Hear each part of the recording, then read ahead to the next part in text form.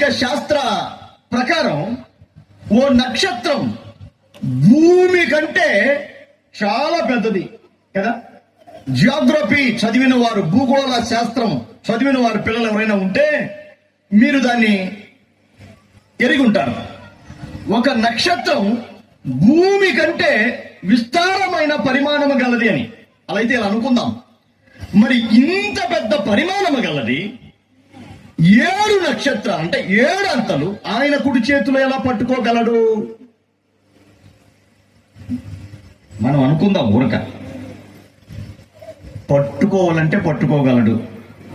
ఇలా చెప్పనివ్వండి, సృష్టి అంతా వాక్కుతో చేశాడు. కలుగును గాక అన్నాడు, అంతే కదండి. దీనికి ఏమైనా పెద్ద కష్టం జరిగింది అక్కడ? పెద్ద జేసీబీలు పెట్టి, పరికరాలు పెట్టి ఏమైనా పెద్ద పనులు ఏమైనా జరిగాయా? లేదు. కలుగును గాక అంటే సృష్టి యావత్తు తన వాక్కుతో ఏమయ్యాయి?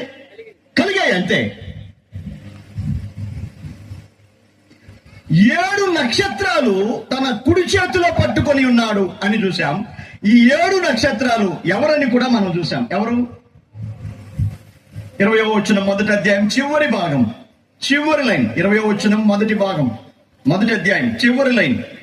ఆ 7 నక్షత్రములు 7 నక్షత్రముల గురించిన మర్మమును ఆ 7 సువర్ణ దీప స్తంభముల సంగతి వ్రాయము. ఆ 7 నక్షత్రములు 7 సంఘములకు దూతలు. వినండి, ఆ 7 నక్షత్రాలు ఇప్పుడు చెప్పాలి. మీరు చదవగా విన్నారు, ఆలకించారు, చెప్పాల్సిందే. ఆ 7 నక్షత్రాలు ఎవరండి? 7 సంఘముల దూతలు. అయితే ఆయన కుడి చేతులు ఏమున్నాయి? నక్షత్రాలు ఉన్నాయా? సంఘముల యొక్క దూతలు ఉన్నాయా? చెప్పండి. సంఘముల యొక్క దూతలు. ఆ 7 నక్షత్రాలు 7 సంఘముల యొక్క దూతలు ఆయన కుడి చేతిలో ఉన్నారు. అంటే ఇందాక చూసాం, దూతలు అంటే మెసెంజర్, వర్తమానం ఇక్కడి నుండి మరో చోటికి పంపించేవాడు. నువ్వు ఒక దూత, నేను ఒక దూత.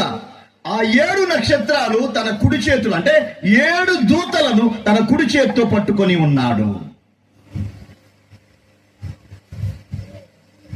ఆ 7 నక్షత్రాలు 7 సంఘములకు దూతలు. ఇందాక నేను చెప్పాను ఉదయం. మొదటి అధ్యాయములో యోహానుకు పద్మాసు దీపములో ప్రభు ప్రత్యక్షత. 2వ అధ్యాయం 3వ అధ్యాయములో సంఘాలకు ప్రభు ప్రత్యక్షత. సంఘాలలో ప్రభు కనబడకపోతే అది సంఘమే?